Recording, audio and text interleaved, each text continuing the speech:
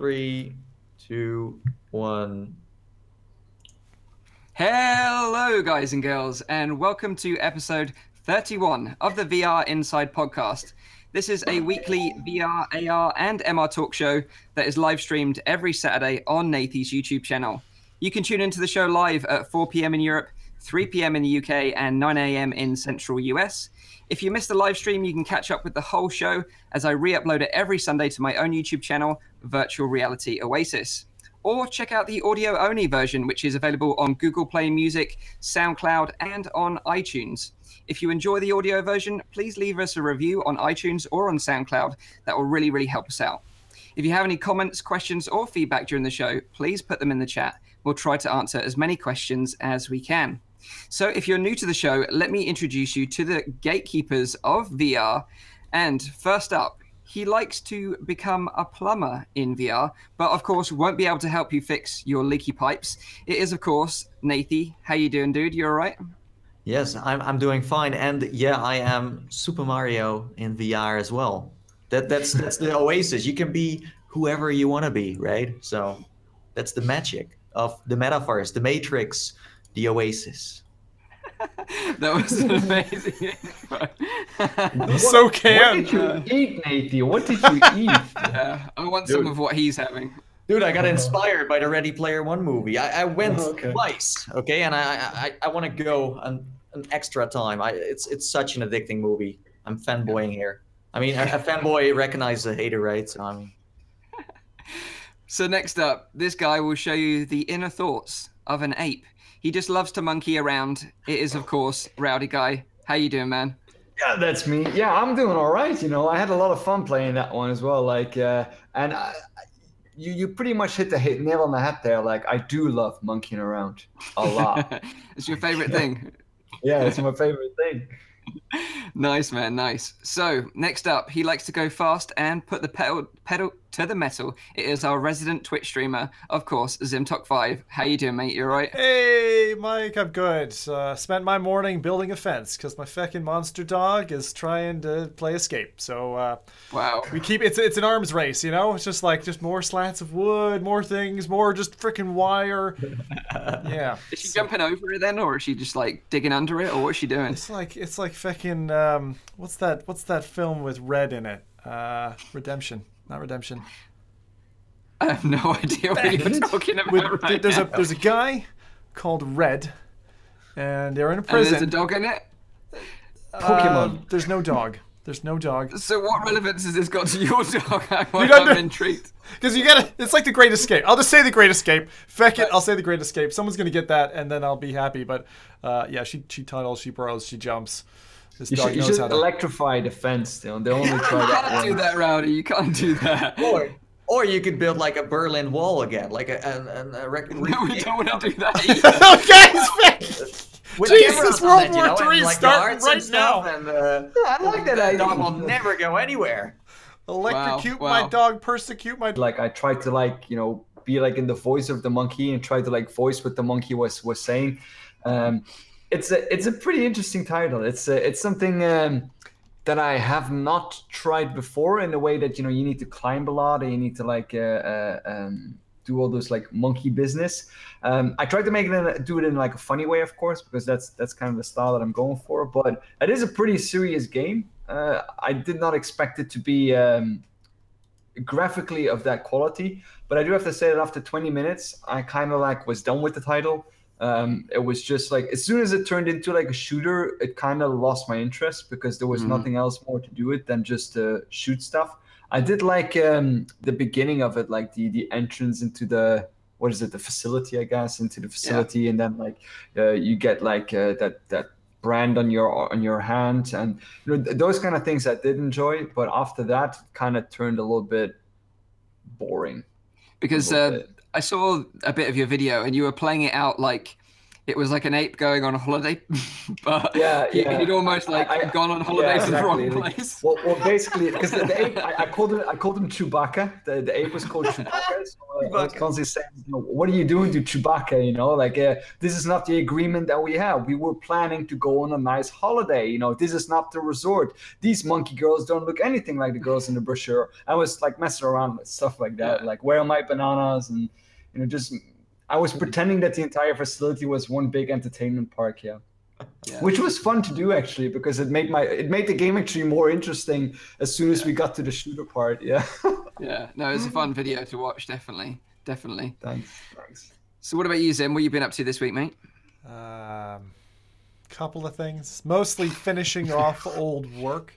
So Wilson's Heart is a game that I've spent the best part of a year working my way through and finally beating. So I'm happy about that. So finally beat Wilson's Heart. That was the big one for me.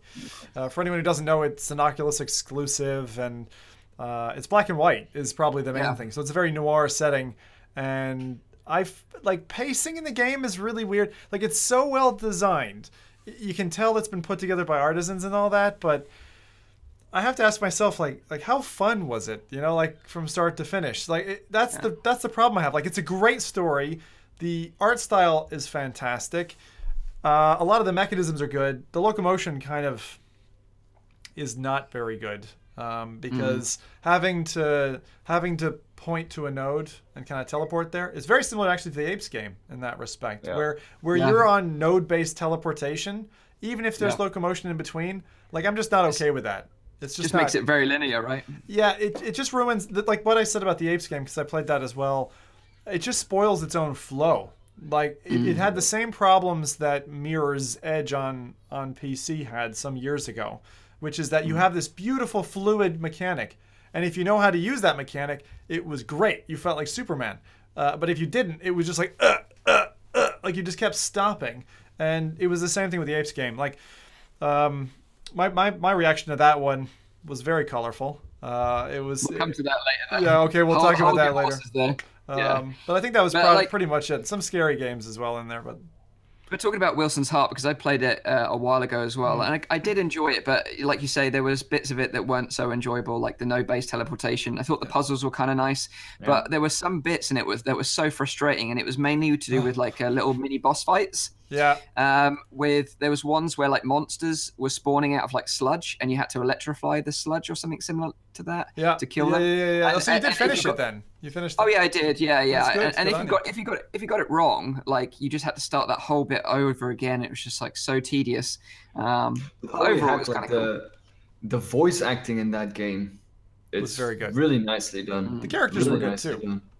Yeah. And because I didn't play the full game, I played like an episode just to see what it was about, and I did enjoy it, except for the locomotion part. But that monkey, that little teddy bear, like that freaked me out like so much. Especially the part where very in the beginning where you need to like run away from it. Man, like that really freaked me out. Even though it's not that scary, but the way it's like played with the sound, and what is happening behind that glass where he's like stabbing the woman. Like freaked me out there. Like, oh man. Like, the thing I have to say though, it changes as it's going along, like quite a bit. It makes a couple of really interesting pivots.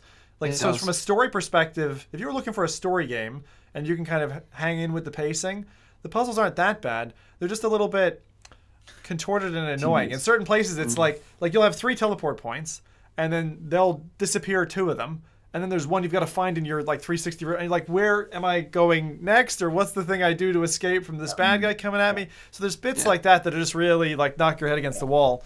But it's not as bad as the other big puzzly game that I'm playing, which is Abduction, which is like you don't even have a feckin' clue how to solve the puzzle.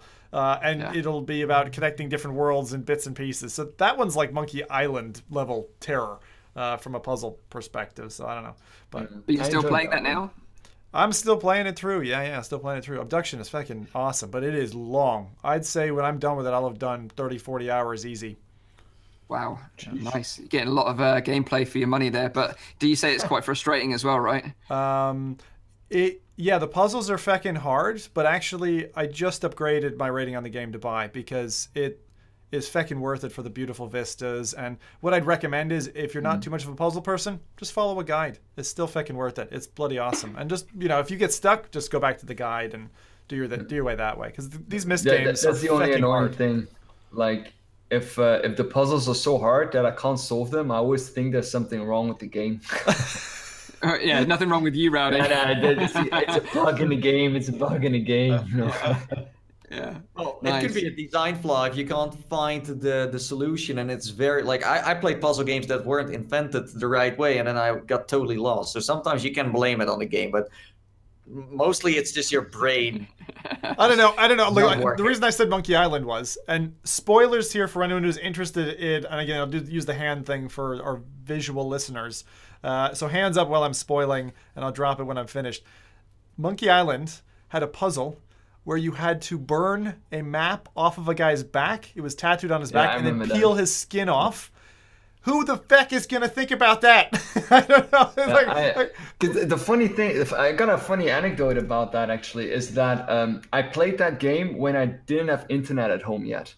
So I had no way of looking up these kind of things. Yeah.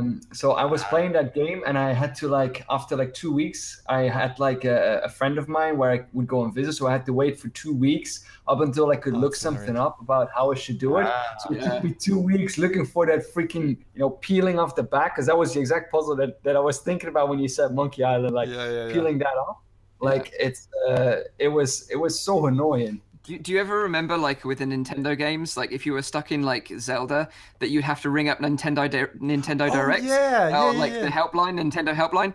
And I remember my friend, like, his parents went absolutely mental because he, like, spent, like, 50 quid on, like, Nintendo calls, because he was like, oh, yeah, I'm stuck in, like, Jabu Jabu's belly in, like, Zelda. I need to know how to get out. It's like, his parents went mad. It must have been awesome to work there. I had no exactly. idea that you could call them for tips, Mike. That would have saved me Back so in the day, much you time. could. Yeah, I I remember don't the support number, and it's having the clause, which is like it's 40p a minute or whatever on the back. Yeah. It was so expensive. It was so expensive. But yeah, we Would have digress. loved to work there. Yeah, what did you Let's do? find out what Nathan's been up to this week. Yes. So first of all, I received my award.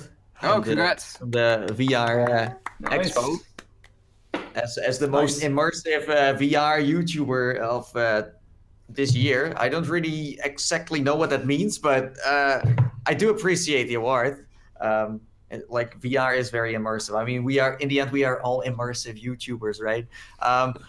Yeah. So that's just some side info here. I just wanted to share it because it is awesome to, like, receive an award. I played Super Mario in VR. We had Nimzo on the show a while back. Thing.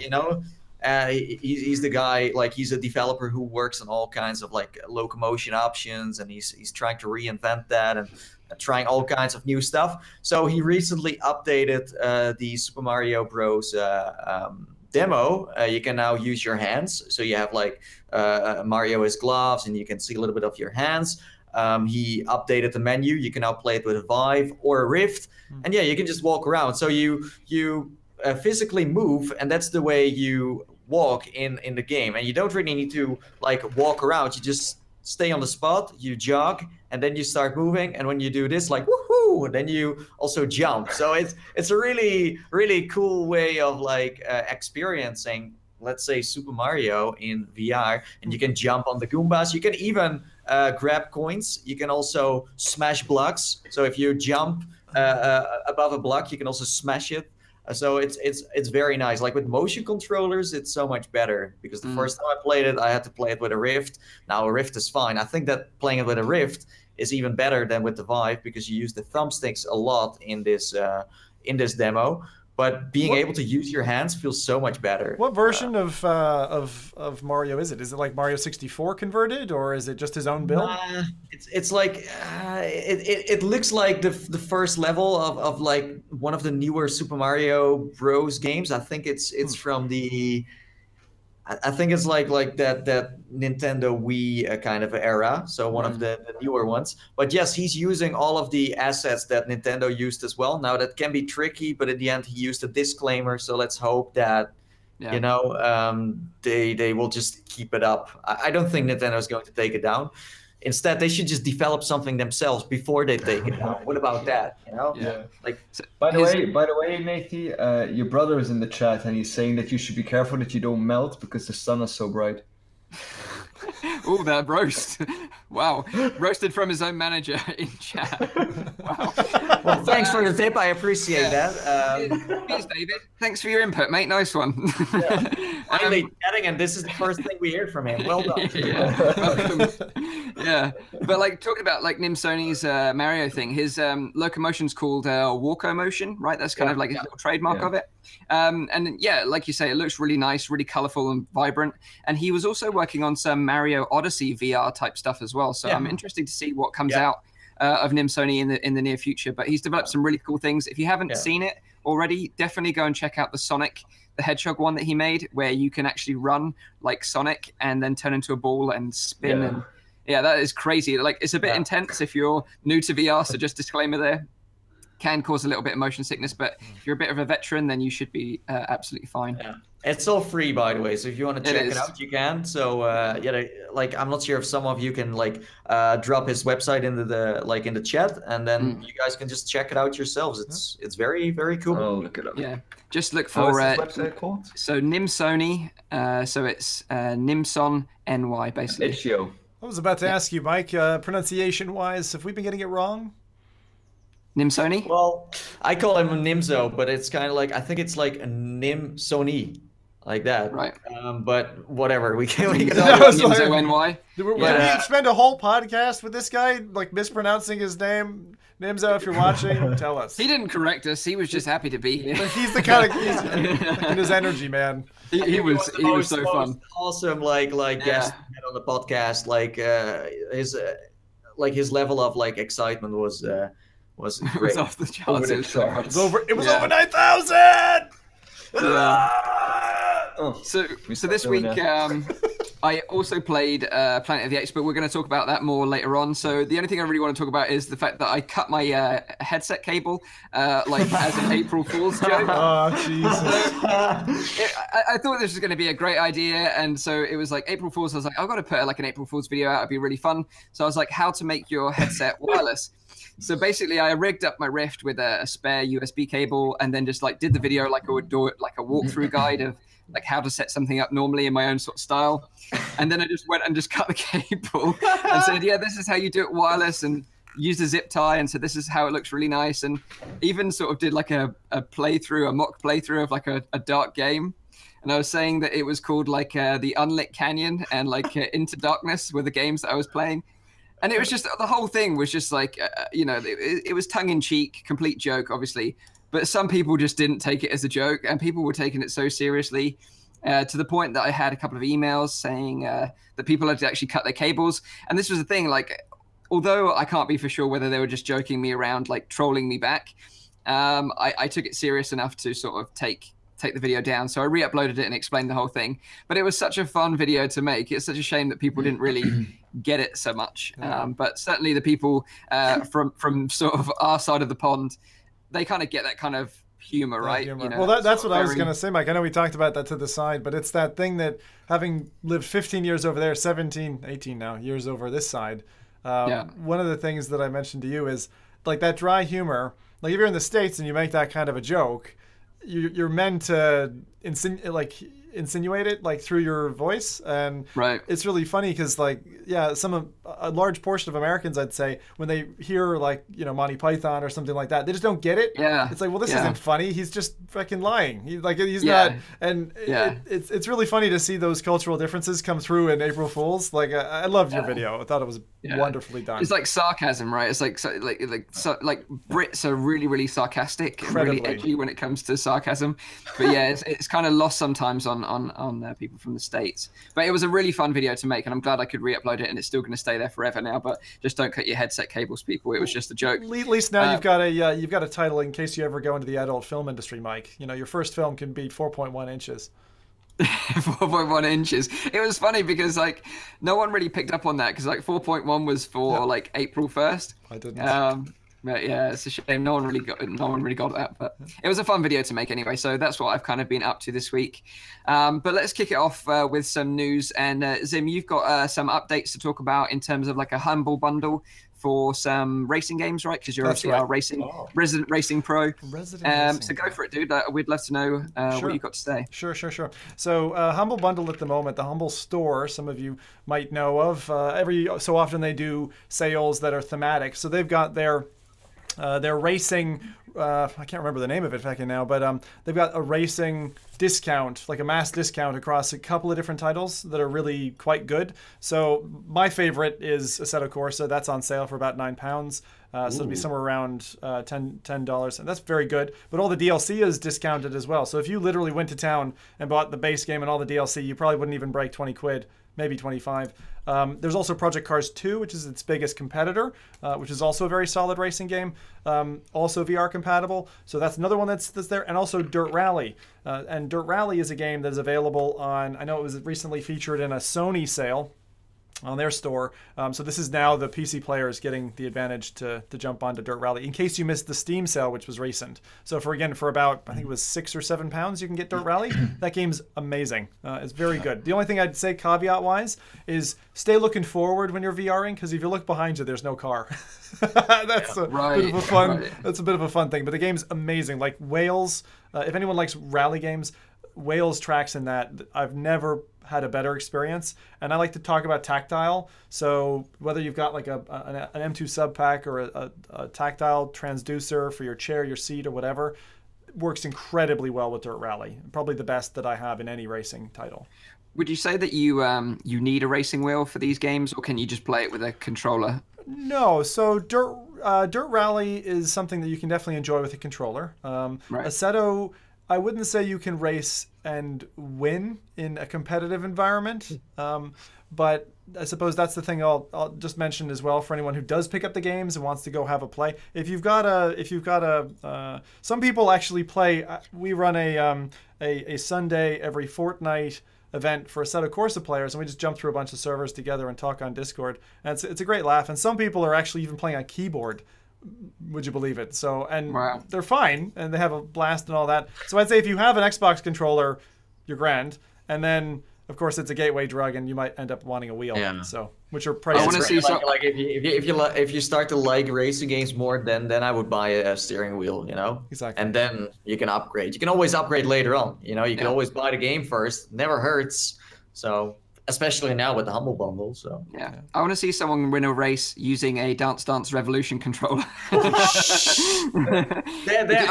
are videos on the internet where people play games like CS:GO with a steering wheel or the other way around, where it's like, what the heck are you doing? So yeah, technically you could, I guess. Some guy actually finished Dark Souls playing it with a Dance Dance Revolution Mac controller, and that is like just incredible. What a guy! What a guy! That's insane. But yeah, totally. If you're into racing games, that obviously is a great bundle to pick up, and you can join in. Zim, go for it, Rowdy. What's up, man? Can I say something real quick? Because I can't hear Mike anymore, so I'm gonna have to restart the audio with for Rowdy's mic, I think. Just so you guys know. Go ahead. So yeah, talking about you're hosting these public events, right? Yeah. So we racing events. It's kind of crazy. I like hardcore stuff in general. So we have 42 servers. Actually, I have a thing printed out here. So we have like 42 different servers that go through all the base tracks in the game and some mod tracks, which just means you download and you pop it into the tracks folder. And it's hardcore because it's 100% damage, mixed weather. So sometimes it's like pissing rain and all that kind of stuff, and also cold tires, which means the tires aren't warmed up, so your car's a little bit more slippery. But then it's just all of us on a track, and we just try to do. It's usually 10 minutes qualifying, and then we do 3 laps, and whoever takes it takes it. And sometimes we do rally, sometimes we do like GT style. There's all different types of racing we do. We just hop between stuff and have a bit of fun. So for 4 hours on a Sunday every 2 weeks.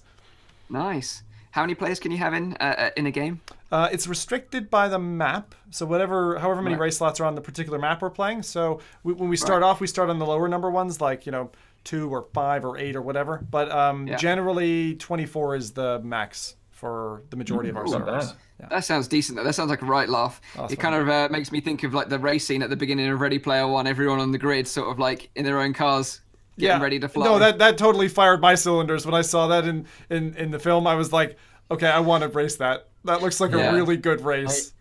I just want to go backwards really fast. Yeah, yeah. Pedal to the metal. Pedal to the metal, So, talking about things that fire our cylinders, we're going to talk about Beat Saber, as this has just been announced from the developers, called Hyperbolic Magnetism. That is the most epic name for a development that's a studio. nice name. I like that. So they're actually a Czech Republic studio, and yesterday they announced the release date. Thankfully, we finally know when this is coming. It's going to be coming to the HTC Vive and the Oculus Rift on May 1st. So make sure you put that in your diary. If you've been living under a rock and you don't know what Beat Saber is, well, it's a unique VR rhythm game where your goal is to slash the beats, which are sort of represented by these little cubes that come down a track towards you. And you've got these awesome looking lightsabers, a red one and a blue one, and basically you use the corresponding lightsaber to hit the beat in time with the music in the right direction. So there's a few elements there. It looks very, very simple and very basic, but obviously, like most things great that are sort of simple and basic, it's got this kind of real sort of mastery to it, where if you want to look like a total badass, which you do in this video we're probably showing you right now, you're going to have to be pretty good at this game, because this is like on hard mode, I'd imagine. But it kind of reminds me of like if Guitar Hero and Fruit Ninja had a little cute, beautiful VR baby. That's what this game would be. So I'm pretty excited about this one. This is exactly a game that I want to play with a pair of Steam VR knuckles, because then I will never lose them, Because I see this video and it's like they just turn it around and it's like, how can you even hold it like that? But if it's like on your hand, then you don't really need to. That would be nice, but it looks like an Audio Shield 2.0 kind of game. Yeah, exactly. Yeah, exactly. All the music apparently is composed to perfectly fit these sort of handcrafted levels, and the team's goal. Nice. Yeah, definitely. The goal from the beginning from the team was to make sure they make it a game that sort of get people dancing, get people excited, having a great time, and sort of really sort of throwing themselves into cutting these cubes and avoiding the obstacles and really having a great time. And I really think they've nailed it. Like, these videos of the gameplay have been going viral, on Facebook, Twitter, and Reddit, and on YouTube as well. And the music that they've chosen for the game as well has been such a great fit so far. Like, when you hit a cube, it makes that such a satisfying beat noise that you really sort of feel like you're part of the music as it's going. A bit like what Thumper did, really. It really sort of does well as to immerse you and get you in the zone. Yeah. I'm gonna ruin the video for all of you guys. I just noticed something. Okay. Go on. When the girl puts the headset on at the beginning, the right ear cup is off. It's out. And she leaves it out for the duration of her run. It is. Okay. We have been lied to. Fake news. Triggered. No. But I think. What difference does that make? Yeah. What difference does that make? Well, it doesn't. It doesn't. It's funny because her left cup's on, the right one's off. What an anticlimactic moment! I'm waiting for him to tell me a secret I don't know. Someone out there will understand me. I would imagine it's because everyone behind her in the studio is just losing their minds because they've got it pumped out of like massive speakers. It's just like a massive like crazy house party behind her as she's going nuts. But that's what I think anyway. With the dual audio strap, and this is I don't know who designed it this way, but it's totally more comfortable with you if you got 4 or 5 people in a room with you to have it in the outward position than on your ears, because you can hear them perfectly and still hear the game perfectly. And you look like a feckin' dog with the dual audio strap like kicked out to the side. It's funny though, like if you watch my videos, like my earphones are always behind my ears. I never wear them on my ears because I like to hear myself as well. Because if you, let's say, I'm not sure if they were talking here, but if you play with people, you also want to hear yourself. So if you have one in your ear and one behind you, then it's always very nice like to have that as a combination. So I do get it. But is it like completely gone, or is it just behind her ear because putting it like off? No, it's just out like that. It's just it's out to the side. Yeah. But no, sorry, I just saw it. I was like, I've unlocked the secret.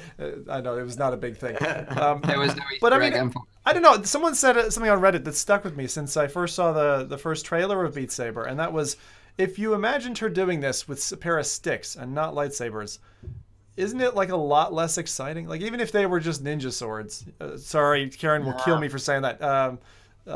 Heck, what's the real term for a ninja Katanas? sword? Katana. Shit. Yeah, I think that's the thing about this game though. Like the combination of the music and the bright, colorful visuals, and the fact that most of the videos showing it off have been this like mixed reality sort of recorded footage, just makes it look a really great way of showing off VR. Like even someone that doesn't know necessarily VR, they see this and they go, I understand exactly what that means. Like I understand exactly what she's looking at. I understand exactly what she's doing. And that's why I think it's such a great way to show off what VR is capable of. It's basically a very simple mechanic, but if it's done well, then it can bring a lot of people to the platform. Yeah? Well, exactly. Like Guitar Hero, did insanely well.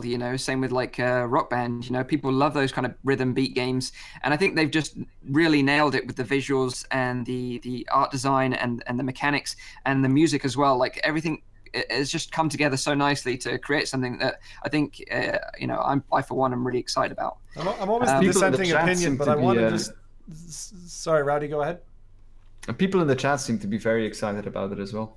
Yeah. It looks good, but I'm just wondering track-wise. Like I've played basically every rhythm game that there is because I love that stuff with a sub pack. It's great, and I am looking forward to playing this. But I'm nervous about how many tracks they have, and the fact that, as far as I'm aware so far, you can't play with your own music.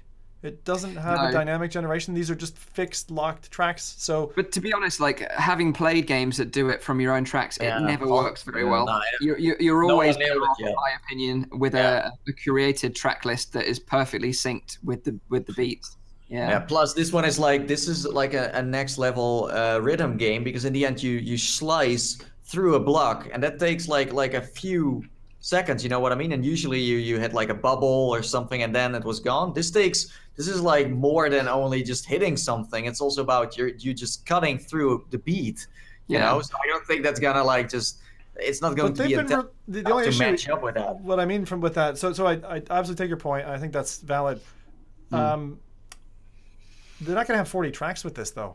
Right. So they haven't actually said how many tracks they're going to have on release yet, but they've probably shown off maybe 2 or 3 that's right. In YouTube videos, and they've been like pretty decent tracks. Oh, great! They've all been very hopping. Like I loved them.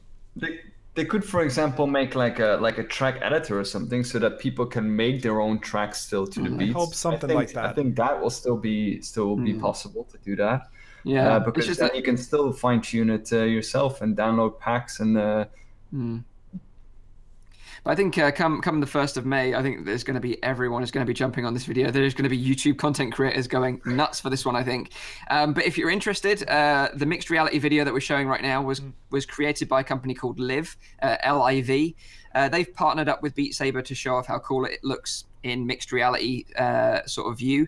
And the thing is, like, mixed reality was a real big thing. Like, Vive and Tribal Instincts, they were making some really great mixed reality videos back in the day. That seemed to have like died down a lot now. Like, no one really seems to be making mixed reality content anymore. And that's a real shame, because when you nail it and it looks as good as this, it's such a great way to show off your footage. Right. If you're interested in sort of making your footage look like this, just check out the Live tool, which is available on Steam. You can download it for free, and they've got a really active Discord where you can sort of talk to the developers, and they'll tell you how to get it set up perfectly so you can capture something as good as this. But obviously, you're going to need a green screen, a decent one, some good lighting, a webcam, and a little bit of patience as well, because it takes a little while to get set up, even though the tools do make it simple. But yeah. I think that I would love to try this, like, mixed reality wise. What would be even funnier is, like, let's say I fly Rowdy over to my place and he's gonna jump over the blocks next to me. So I'm going to hit them and he's just gonna like ninja jump over all the blocks in the meanwhile. Like having mixed reality. And then Mike in the corner, like with his head like, hey, like hidden secrets. And like I've never seen actually like a mixed reality setup with like more people in one scene. Yeah, they have, like, originally with how is it called, that contraption game? One of Fantastic Contraption. Yeah, exactly. They've been doing a lot of work with mixed reality, and even they built an entire scene in mixed reality with the couch where you could like. Yeah, they were the first ones really like doing that. Yeah, true. But what happened with multiple people? But Mike's right. I mean, I haven't thought about it for ages, but mixed reality content is barely Well, I out there at thought- the Too much moment. effort. Huh? Too much effort. Honestly, when they announced it and when they showed it off as well, it's like, okay, this might be like the next level way of how people want to watch VR. But apparently, it seems more like an extra fun bonus that you want to add to the videos you make sometimes. Well, it but depends, this one, 'cause if- like this. Sorry. Yeah, it depends as well, because if you look at, like, for example, Job Simulator, what they did with that, they even introduced like dynamic lighting into the mixed reality scene, and if you can Yeah. bring stuff like that to like the platform, I think that would be awesome. But I think the main problem with mixed reality is that at the moment it's too static. You have just one camera, Yeah, well, you're and right. it takes a lot of time to set that up. So You record that, and then you maybe record another scene with another static camera. But it's like it's a lot of effort to get like some footage then. So, like, yeah, you're right in that it does take a bit of effort, but the Live tool does make it simpler. Like, I'll give it that. Like, it does make it simpler, but you do need to spend a bit of time fine-tuning it. But you can actually have a dynamic camera with Live as well. So, say if you've got like a Vive tracker, you can put that on a camera and have a moving camera then. But obviously, you need then a second person to operate that camera. Yeah. So I think that's what Rowdy is talking about, like a virtual camera that you can time. It's like, okay, you move from that side to that side, and you can time everything, and it's more like alive or more playful. Yeah, of course. The production time and effort is way higher, but I think if you execute it well, like they have done in these videos, then you can come out with something that looks really, really cool. Yeah, definitely. Agree. So yeah, Beat Saber is expected, like I say, on the 1st of May. The estimated price at the moment is $19.99 in US dollars, $14.99 in British pounds. And yeah, you can check out Live, obviously the tools for mixed reality capture. They're for free and available on Steam right now. So let's move on to Skyrim VR. Oh, my days. So this came out on the 3rd of April, and I'd never played Skyrim before in my life, so I was never. What? I know, right? So, Lucky dude. You're not alone anymore. Zim, you're not the only one. I know. I'm not the only one who Mike got is to also play it. here. How cute. Okay, yeah. Go on a date, So Mike. I was of course intrigued because there was so much hype around the game, right? But I have to say I was pleasantly surprised, because after all the other Bethesda launch titles just recently, Doom VFR, Fallout 4, you know, with all the performance issues that I had trying to play those games, I was like a bit worried about when Skyrim came out. But I'm really, really pleased to report that the game runs really, really well, actually, on the Rift. Obviously, I've been checking it out from other people's channels on the Vive as well, and they seem to be having a great time with it without any performance issues as well. And the thing is, what amazed me the most is that the game is obviously like 10 years old now. See you later, Nathy. It's 10 years old now, but still manages to sort of live up to the current sort of generation of VR titles. You know, some of the environments are really, really impressive. You know, the models, you know, look great. So yeah, I was really, really surprised. So I don't know if you guys have been checking out Skyrim VR as well, or have you sort of skipped on it because you've been playing it on the PlayStation already? Well, yeah, that's a little bit my problem. That happened to me. Like, I didn't actually record any Skyrim videos anymore because I've played already so much, both on PC and also on how's it called, on the PlayStation VR.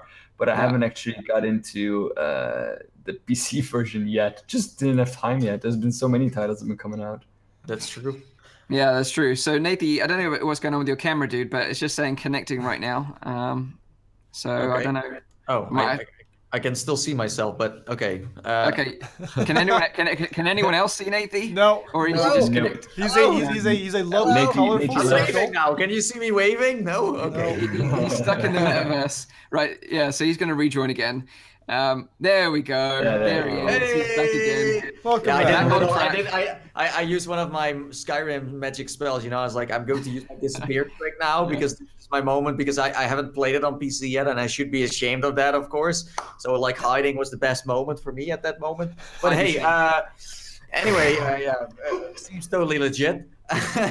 But I think that, you know, Skyrim on PC, because it's so old, it's performance-wise, it's not really a problem. So that's very nice. And then you can mod so much over it before it really starts to like weigh heavy on your PC, and that's amazing. So I didn't expect Skyrim to be like a big hitter on PC as well, because we saw the impact on like PlayStation VR, and I was like, yeah, of course it's on PC, it's also going to be popular, but not as much as the PlayStation VR, because they usually promote it way more than what they do on, you know, a PC.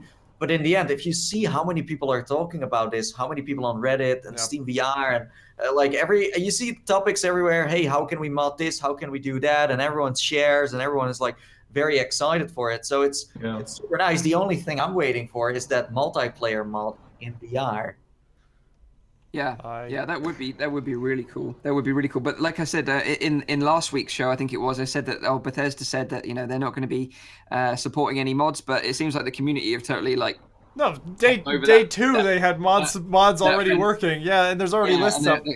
But I found it really funny, like what Nathan said. Like out of the 3 subreddits which I frequent, so there's the Oculus one, the Vive one, and PSVR. It's like Skyrim, and well, I've found a lot of them looking at Wipeout, to be honest. There's like loads of Wipeout fans going crazy on that, but I didn't play it on PC.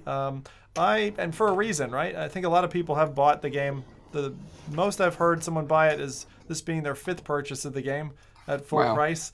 And if you love Skyrim, then by all means, and if you haven't played it in VR, then just do it. I've said it before here, Skyrim on PSVR is still my favorite VR experience over the 600 games I've played.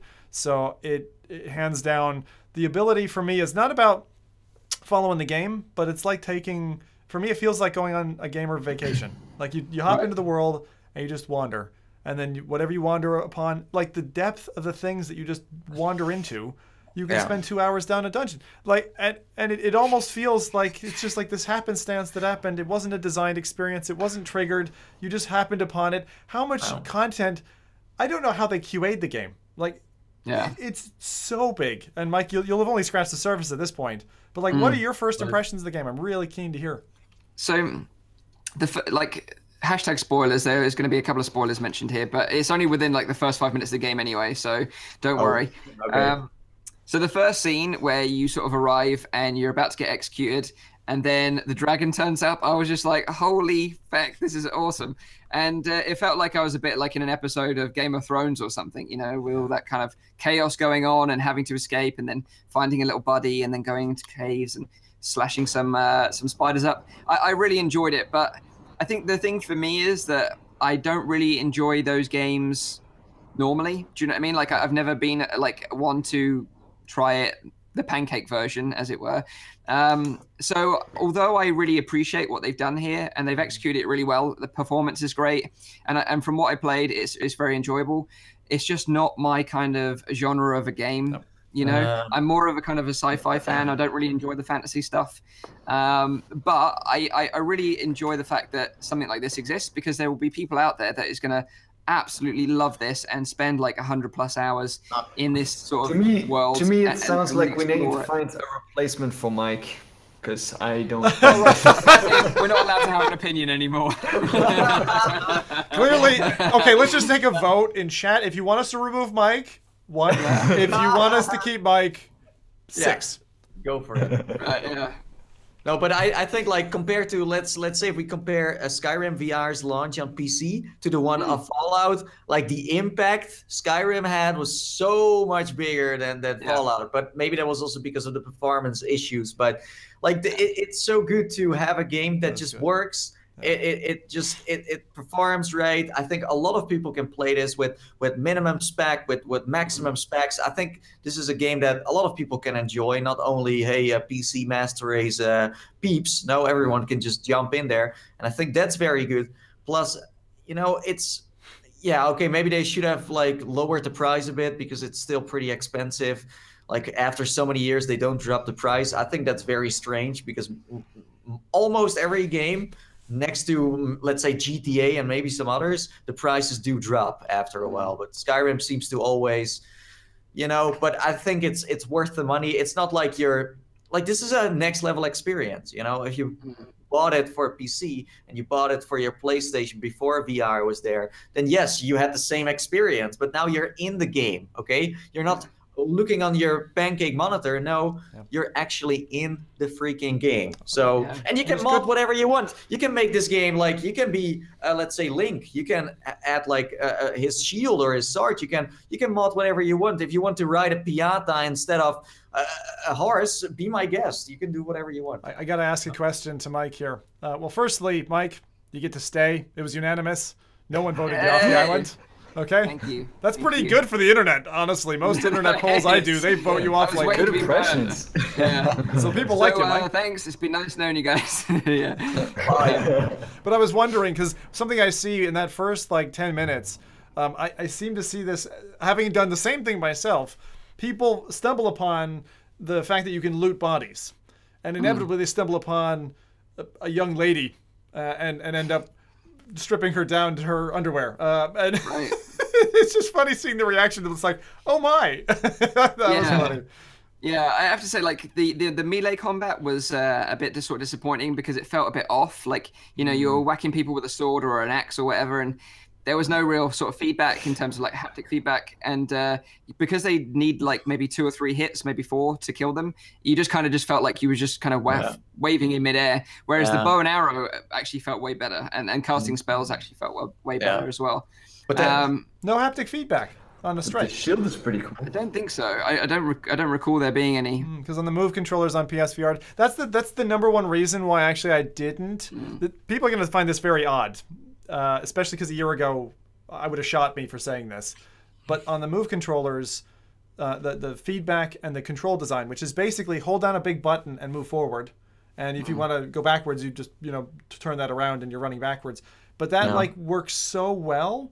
And it was really surprising because after having used the Move controllers in a number of things and then felt kind of restricted by it, I was so impressed when this came out, and it was just like a simple design and it worked so well. And then it was me begging for that motion control support in other games. So I actually almost don't want to try the PC version to kind of not like the control support they've got there and think about, oh God, all these people are exposed to this with a slightly less good version. I did not like the PlayStation VR Move controllers in the beginning of Skyrim because I found it took me maybe an hour before I got like the controls right. Yeah. Especially in the menus and the selecting, just because I don't have a thumbstick. Yeah. I don't particularly like it. I don't think it's optimal. I think there's better ways of doing it. I'm not saying the PC version is optimal either. I do like, Mike, though, the when you have a shield and a sword in there, like the blocking and the stabbing. I think that is pretty cool. I also think that if you go through the menu in Skyrim, you can, I'm not sure if it's the same on PC, but you can just swipe, I think that's a very nice way of going through the menu. So but good. as Rowdy said, like Skyrim needs so many buttons. Normally you were playing it with a keyboard, and now you have to put all those keys inside a controller. So it like, I think this game is maybe sometimes a little slow, and you need to take your time to find like the right, but after a while you're like totally into the game. And then also for the people that played Skyrim and almost finished it or finished it, there's like one mission that is pretty fun, and there's no spoiler like in there. You have to like infiltrate into a building, so it's kind of like being James Bond and go inside, and you're like dressing up as someone.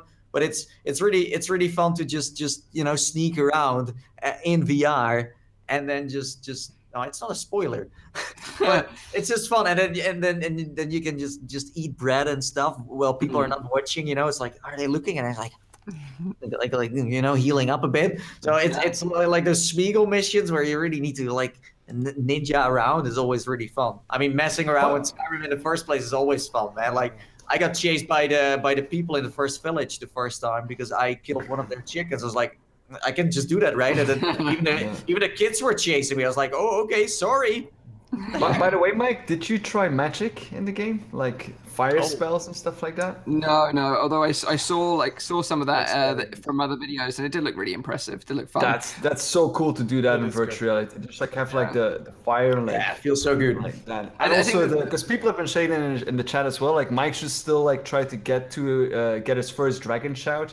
You should still try getting that because I gotta defend though that corner. The bit that put me off, like, is just standing there and listening to someone talk for like 5 minutes. I get it. But I've got like what everyone has, ADHD, attention deficit disorder now, and I just can't, concentrate. Like dialogue-wise, it can be very slow, but if you want to, you can also skip it. But if you really want to get into the story, you of course want to listen to everything. But it's also indicative of where we are with VR, though. I mean, like, so Mike's kind of saying, like, this game isn't really for me. Tried it, and not so my thing. I think it's really nice now that actually we have these different channels. Like, we didn't have this Maybe we started to have it in 2017, but in the years prior, you just didn't have enough content in each of the kind of streams to satisfy your appetite. And it was kind of like you were starving and you're like, I'll take anything that's good in VR. I'll just take it and I'll eat that and I'll be happy. But now we're starting to get picky, which is really great. We're like falling back into almost like, you know, if we were playing on console or on PC, I have a need and I have a desire for this thing.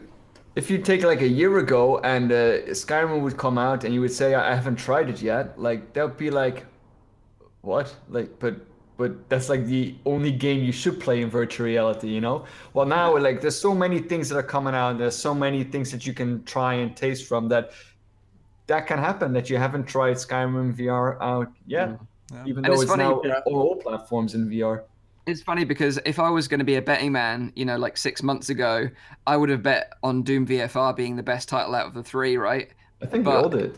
It just turned out that, in fact, I still think this now, that Skyrim is the better game out of the three of them. It's just because it's not my taste. It doesn't mean I don't appreciate the fact that it is an excellent game. Wait. So the thing is, let's say if they made Doom VFR just like Skyrim in a way where the mechanics are kind of like parted in, maybe it was even a better game in the end than having actually them trying something new that they don't have experience with yet. You know what I mean? Yeah. Like Skyrim doesn't do anything new VR-wise. It just works, and people know how it works. And I still miss the interaction. They tried something new there, and with the hand interaction. Yeah, I still miss that I can't like pick something up. That is like when I go to something, I need to press a button. I still miss that. Yeah. So before we move on, that's what Mike usually says. I'm cheating here. But Tom says those of you that also have a Windows mixed reality headset should give it a try, because it's the first game that takes advantage over the wire controllers using both the sticks and the pads. So that's interesting. That's something that you've mentioned before as well, Nathan, right? That you like the fact that you've got both. Yeah. That is interesting. There was another question in chat to your comment earlier, Nathan, which related to the Knuckles controllers and whether or not we have any info on when they're coming out. I think we don't. No, we don't. No news yet. Unfortunately.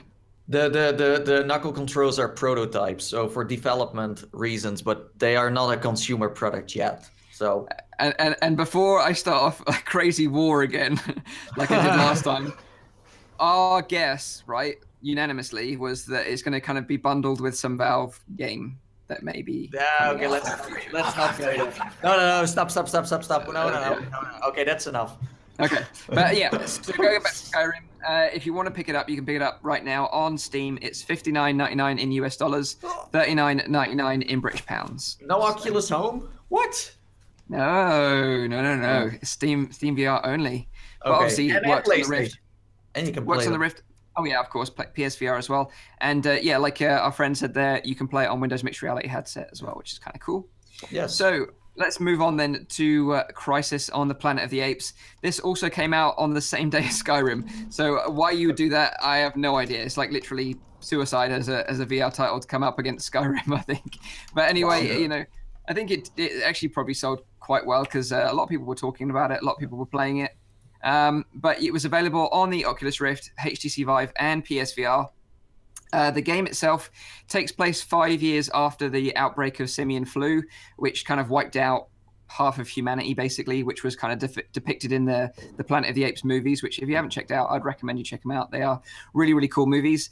And like Rowdy said at the beginning, you kind of play the whole game from the perspective of an ape who's been captured and held prisoner at this kind of scientific facility. The evil humans want to sort of like experiment on you so you can get a cure for this like simian flu that's killing everyone off. So your goal is to try and sort of break free with your little monkey friends and sort of get back to your sort of jungle to meet up with Caesar, obviously the leader of the apes, and sort of plan your future from there. But you know, I played through the game and I thought overall it was actually pretty average. There were some bits that I liked a bit, like what you mentioned at the beginning, Rowdy, like the climbing elements I thought were really well implemented. Also the interactions that you have with the other apes, like in those segments where you're sort of planning an escape when you have to beat your chest to distract a guard to come over, or you know, they're explaining what's going on and how to move forward. Those bits were fantastic, I thought, because they were clearly like motion captured. So an actor or someone had gone into a suit and, you know, acted out those scenes. So they looked really smooth and really impressive and believable. But just unfortunately, it just didn't happen enough. Like you felt like you was a solo on your own, you know, most of the time.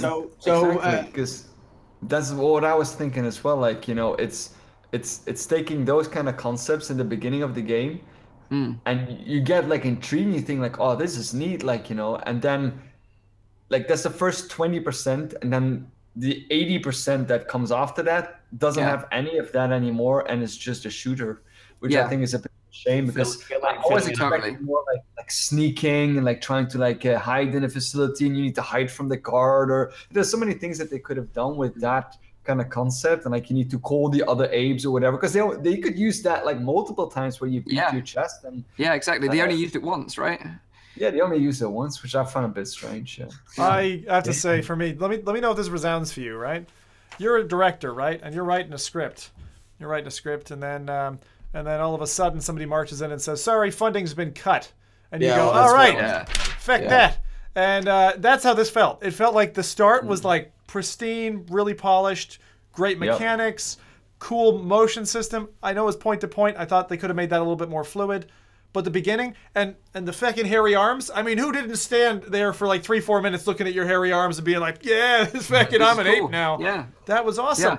For them to have done what they did with this game, I was livid. It was one of my bigger rage streams that I've had in my time. So if you want to check the VOD out, it's still around for a week or something. But no, literally, I blew my top on this game, because I think that the producer, whoever they are, how they decided to do this, I hope that their funding got cut or whatever happened, because that's exactly how it felt. And that shooter rubbish all the way up to the end was, it felt like playing a game from the mid-90s.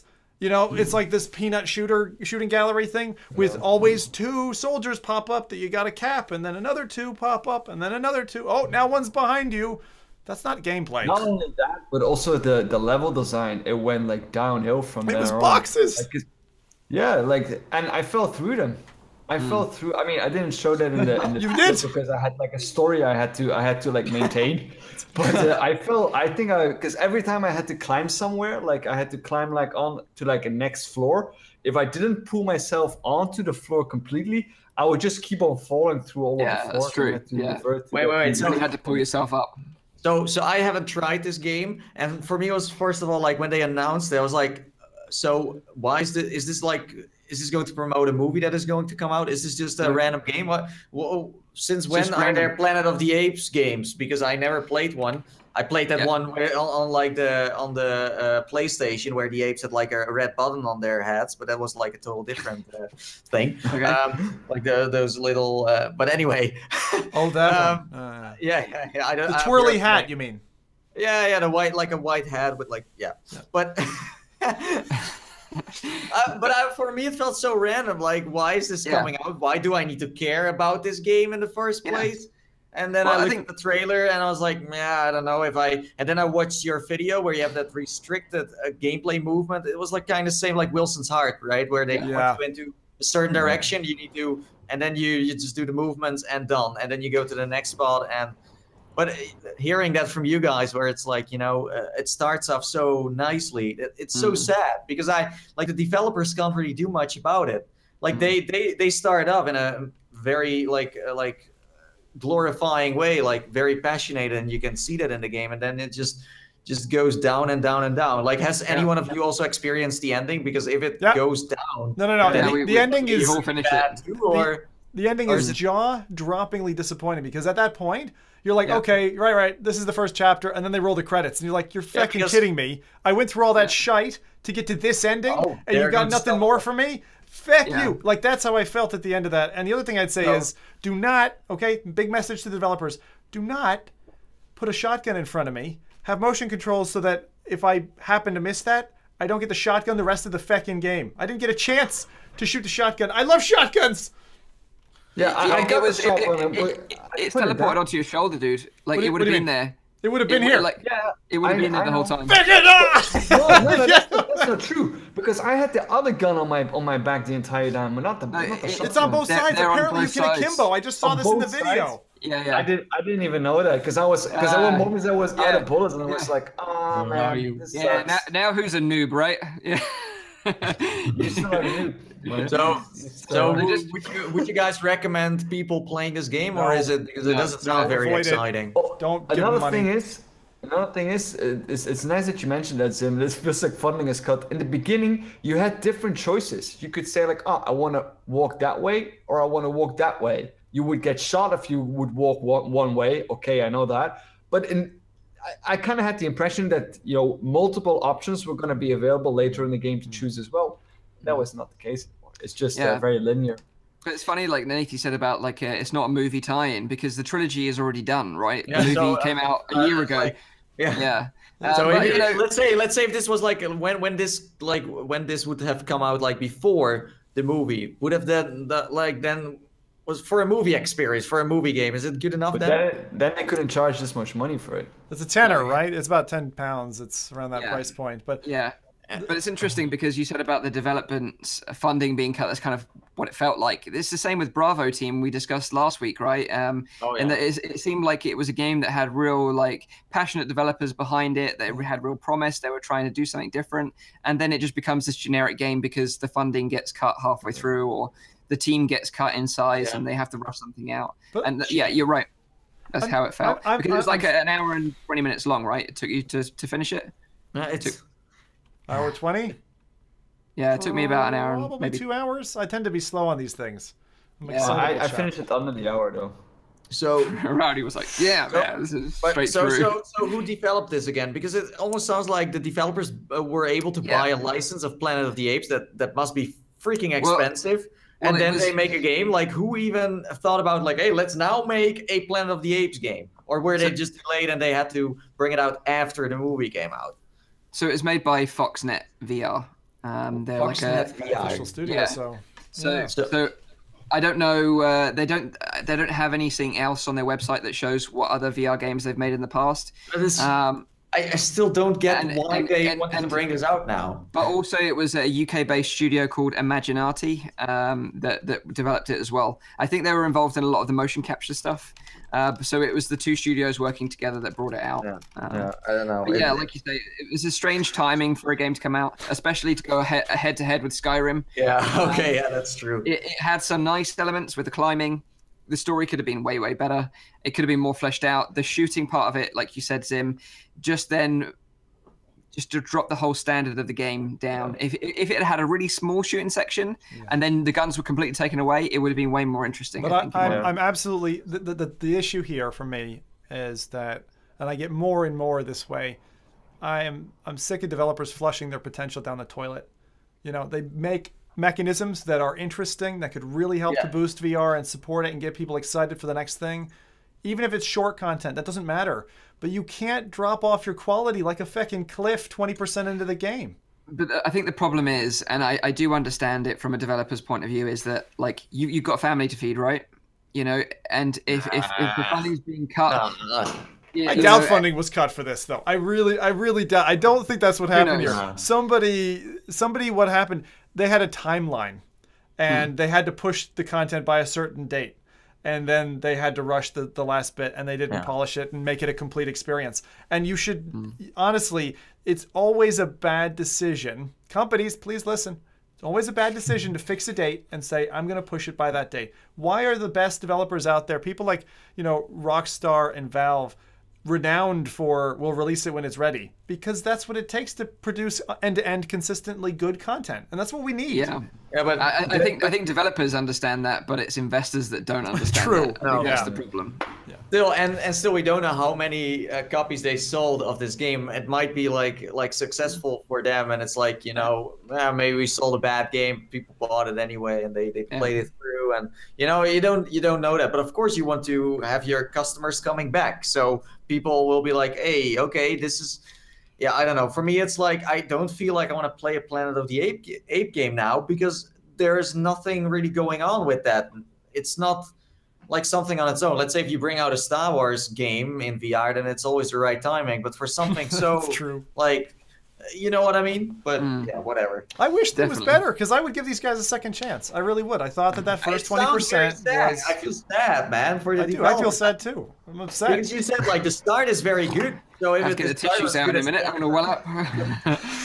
Right. It's like imagine, like you work like months and months on the the first part of the game, and it's really great, and everyone's super excited, and then you just see it going down as well while you are working on it. That must be horrible. I'd like to clarify here for a second. People are claiming in chat that I'm not allowed to swear on the podcast, and that's why I use the word feck. I'm not going to be colorful now, but I will later. And trust me, swears are allowed on this podcast. Yeah, that's true. They are. What? There's no filter. This isn't net swear, neutrality, right? people. Yeah. I thought we could swear. It's not Can you swear? flipping net neutrality, is it, Mike? Yeah, you can do whatever the F you want to do. Yeah. Yeah. So anyway, moving on. Let's stop monkeying around. Let's move on to this new information, which is about a TV show that's coming called Kiss Me First. A bit of a strange name for a TV show that's all about VR, I thought. But anyway, we'll roll with it. Brian Ellisey, who is the co-creator of Skins, is bringing us a VR TV show to our screens. It was initially to be shown on Channel 4 in the UK, but it will be coming to Netflix in the near future. So if you're not in the UK, don't worry. You will have access to it soon enough. The show follows a main character called Layla, who's living alone in London after her mother dies tragically, and she's kind of left alone. She doesn't really have many friends, many family. But she does have this affinity with people in a virtual world, which is called Azana, which is kind of like you sort of like log into it, a bit like the Oasis in Ready Player One. Oh. And while she's in Azana, her avatar called Shadowfax stumbles across like a secret area that she wasn't supposed to find, and finds like a group of people that are all hanging out in this kind of restricted area that she didn't even know existed, and it isn't sort of a mapped part of the world. And the group of individuals are called Red Pill. Now, it's kind of like a sort of renegade group of ragtag people that are a bit sort of loners, a bit sort of like outcast. But she finds, that's a good point. I guess it is. Reference, yeah. Finds sort of like a friendship there, but obviously things start taking a bit of a dark turn. It's kind of like I would describe the whole show premise of what I've seen so far as a mix of Ready Player One meets Black Mirror. It's like that kind of virtual world and avatars and represented in CGI, but also with this like really dark undertone and twist to it. Has it already aired? Is it already out? Yeah, so the first episode aired last Monday. It's shown at 10 p.m. in the UK on Channel 4. Yep. So the next episode, which is the second episode, will be on this Monday coming, again, 10 o'clock. And then it will eventually come to Netflix soon enough, like within the next couple of months. First of all, this is great news, because this not only means that there's like something going on again on TV or Netflix that is about VR, but also it seems like it's mainstream enough for people to understand what this is and how it works, and that they can watch it and understand, how VR. That people find it interesting, because otherwise they wouldn't make So that's the same with, like, I've seen 2 commercials this week on the. They're coming for you, Nathan. Bro, the IOI is coming. No, but like there were like 2 commercials on TV this week in my country, in the Holland land, that were all about VR. So it seems like series and commercials and everything. And I've even saw the trailer of that new James Bond movie. I forgot the name. There's VR in there. So I'm like, whoa, it's everywhere. Yeah, VR is normalizing now. And I think that's a great thing. Yeah. This is cool, Mike. I don't know. I don't watch TV. Called again, Roddy? It's fucking cool. It was with Rowan Atkinson, isn't it? Yeah, I can't remember what it was called. Johnny something? Johnny English. Johnny English, yeah. If you haven't seen the trailer for Johnny English, the new movie, go check it out. Near the end, put him in a VR headset and something hilarious. Check it out. Yeah. No, but this is so exciting. I can't wait to check this out. After Ready Player One, and now having this series going online in a total different style as well, because I think this is a total different like story. So yeah, I'm down. It's funny because they asking as well if there's already a link to watch a show online. So if you're in the UK, you can just go onto the Channel 4 website and watch it on Catch Up. And obviously, if you're not in the UK, you're going to have to use some internet magic to do that. Otherwise, you're going to have to wait until it comes to Netflix. But it's funny because they had a really, really good marketing campaign about the show before it came out, and there wasn't really anything really known about the show. And then they just started tweeting pictures of this thing called Azana Band, because obviously the virtual world, the virtual world in the show is called Azana. And this Azana band is something you can wear around your neck, which simulates pleasure or pain, depending on what you're experiencing in the virtual world. But it's kind of like an outlawed device, like it's actually like illegal to use. But this kind of group of rebels that the main character finds all wear them.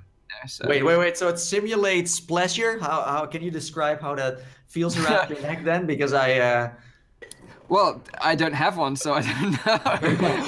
But, just any words of any is words it of to pleasure. massage your neck in a way, or? So I don't know exactly how it works, but like you know, if you're feeling pain, it must sort of tap into some sort of like receptors or nerves in your neck to replicate that kind of feeling. But this was the thing, right? Like I don't think it was. Was it fake? It was a total fake. Yeah, because you were really confused about it, and well, I wanted it. I wanted the pain and pleasure.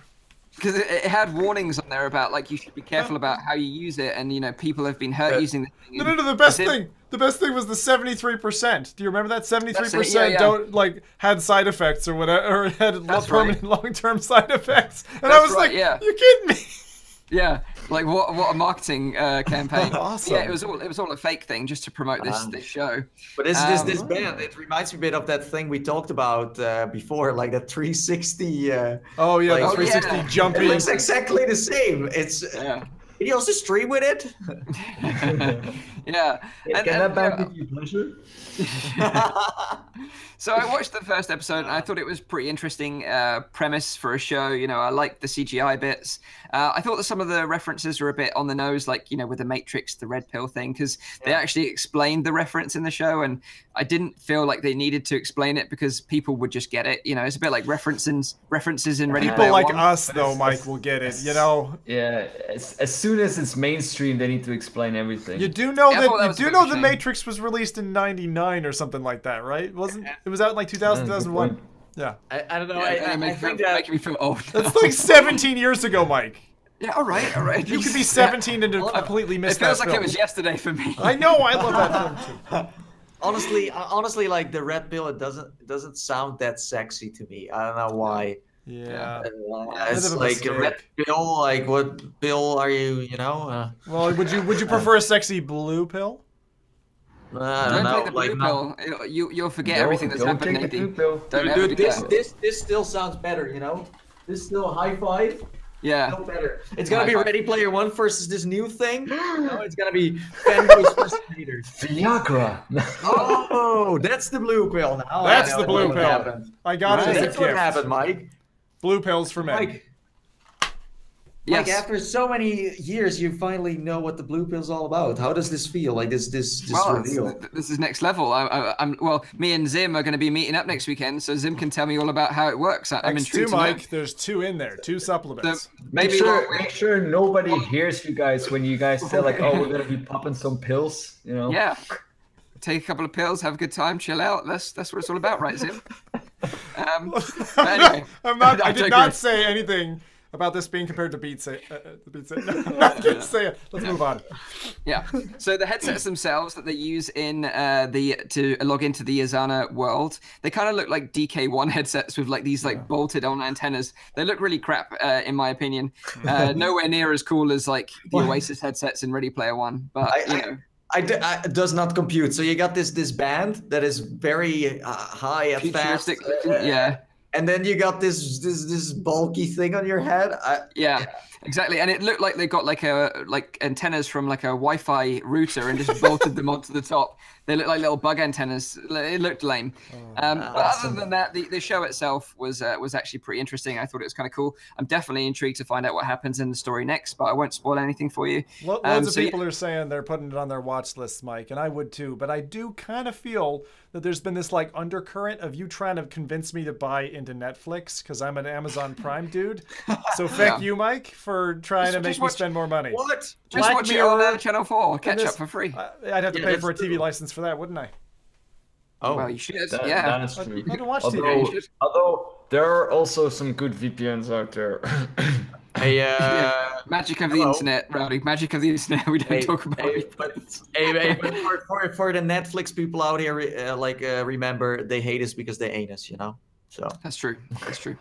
So we are going to wrap this week's show up. We're going to maybe take a couple of questions from you guys if you've got any questions in the chat while I wrap it up. We didn't talk about the Infinideck, but we have to be sort of on time this week. Please skip that because it's going to be like a long story. That's nice to talk about. We will definitely talk about it on next week's show because it is an interesting topic indeed. But just, chuck your questions in the chat while I just go over the times again. Yes. So obviously this is a weekly VR, AR and MR talk show, live streamed every Saturday on Nathan's YouTube channel. Tune into the show live at 4 p.m. in Europe, 3 p.m. in the UK, 9 a.m. in Central US. If you missed the live stream, you can catch up with the re-upload, which I do every Sunday on my own channel, Virtual Reality Oasis, or check out the audio-only version, which is available on Google Play Music, iTunes, and on SoundCloud. And please leave us a review. We'd love that because that will really help us out. So yeah, let's go with some questions. 5 minutes of questions, and then we'll wrap it up. Let's go. Yeah. We got someone asking if it was possible to increase the field of view still in Skyrim, but I don't think that is the case because for virtual reality headsets, the field of view is pretty much fixed to the headset, right? Yeah, that's right. You're stuck to 110 degrees of the headsets themselves. Same with the Vive Pro, same with the Vive, same with the Rift. I mean, plus if you could, then your controllers would be too far away and they would not align with your hands anymore because like more field of view also means that you're like maybe further away from your, or not, I don't know. Like you can't increase it digitally, plus, right? I mean, one sounds kind of... One thing, if you do that FOV, if you did that change, the scale would be off. So, this is one of the things that you would notice, especially if you're a VR veteran, the second you get into a game, the world scale and your relative size against objects is something that you'll notice. So you don't want it. Yeah, that's true. we got a good suggestion from Paradise Decay. If Mike comes back from the show next week with hair, we know that he took the blue pill. Yeah. Oh, we should say that. On my face, right? Yeah. We should also say that, Mike. That Mike and I will be at CEST. So if you're in London, CEST is running. It's actually my favorite UK convention. I've been to it a few times, and it's something that I'd recommend not missing if you can still get tickets. They're Friday through Sunday, so catch us this week. Yeah. And that's the thing, like if you're going to be at CEST in London and you want to meet up with us, then just follow us on Twitter because that's probably the best place to get hold of us. Definitely. We'd love to meet up with some fans, take some pictures, talk about VR generally, grab a beer maybe in the evening. That would be really, really cool, definitely. So if you're around, come say hi. Absolutely. Yeah. What's faster, European or African swallow? I have no idea what that is. That's a horrible question, I'm sure. I'm confused. Is anyone here getting the Pimax 8K? If so, do you know when you're getting it? I think there is no date yet for the back. Like, still no date. Consumer versions are being test versions are being sent out to a selected amount of reviewers, right? That's the last news that we got. That they have selected a couple of reviewers. I don't know what criteria they use for that. And they have sent them out to people, only of course to people that actually purchased it. Yeah, which is kind of strange for a reviewer. Anyone we know? Nicely to the previous question about like the field of view, because say if you played Skyrim with the Pimax, then it probably would be that wide field of view that offers, like 210 degrees field of view, this magical field of view that it offers. Very good question. It depends. They need to support the headset then. Huh? Yeah, that's what I'm saying. So like if they haven't tested with the headset. Yeah, it would be interesting to see how they work with that. Whether it is something I'm guessing it won't be that much of a change. I'm guessing it won't be that much of a change for them to implement that, but I think it will need to be implemented on a developer level rather than the Pimax needs to do that. But the question is anyone getting a Pimax? Yes, I'm going to get a Pimax. I haven't bought one because I'm like, if they want to send me one and then they want me to check it out and tell everyone about it, if it's good or not, fine. But I don't feel like I want to pre-order one because because then people think like, oh, if Nate pre-ordered one, then it's a fine headset. Like I want to wait until like it's actually out and then see what happens, because I'm like on a 50-50 here. I just don't know what to think about it. Yeah, and also we want to see the consumer version that they're going to be shipping out. And up to this date, we don't have any idea yet what that's going to be. Yeah, that's true. So Climax, if you are watching, we would love to check it out. If someone else, if we know someone who's getting a Pimax of the reviews, I think maybe Sui might be getting one. He's getting two, isn't he? No, but I mean of the review version. Oh, the review version, so people, right? Early. Yeah, the review version. Like that sounds so strange to me. It is like weird. Review version. Yeah. It sounds like, here, take this one. This one's been souped up with the extra special sauce. That's how it sounds like to me. It does but sound that way. I don't know. There's another question here. For hours about Pimax. Before we wrap it up, last week's show I gave you sort of like a little riddle, like a rhyme from Megan Mason. She posted it. No one's come up with the answer yet. So if you're still intrigued about this riddle and rhyme, go and check out the end of last week's show where I say it. And if you do get it right, then I will give you a key to Brass Tactics. That's what I'll give you. So go and check out the riddle, and if you can solve it and Megan confirms that you're right, then you'll get a key for Brass Tactics on the Oculus Rift from the Oculus Store. Sophia here was asking, and I think we've answered this 2 podcasts ago. Do you have any news about the Ready Player One games? When did we cover that? Was that last session or the session before? Because I think it was the session before.